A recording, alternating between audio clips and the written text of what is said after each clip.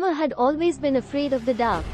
As a child, she would hide under her covers, convinced that there were monsters lurking in the shadows. Years passed, and Emma grew up.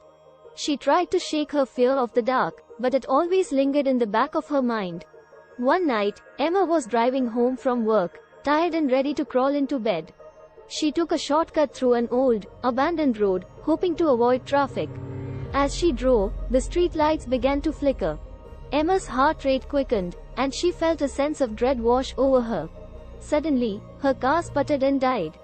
Emma tried to start the engine, but it wouldn't budge. She stepped out of the car and looked around. The darkness was thick and suffocating, like a blanket wrapping around her.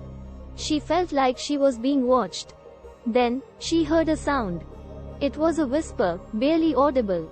But it sent shivers down her spine. Emma looked around, but there was no one there.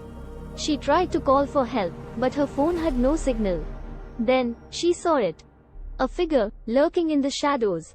It was tall and thin, with glowing eyes that seemed to bore into her soul. Emma tried to run, but her legs wouldn't move.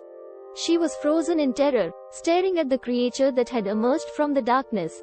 As it approached her, she could feel its hot breath on her neck.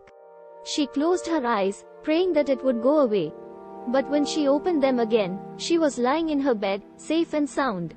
It had all been a nightmare. Emma sat up, breathing heavily.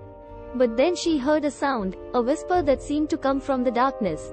And she knew, with a sinking feeling in her stomach, that the nightmare wasn't over.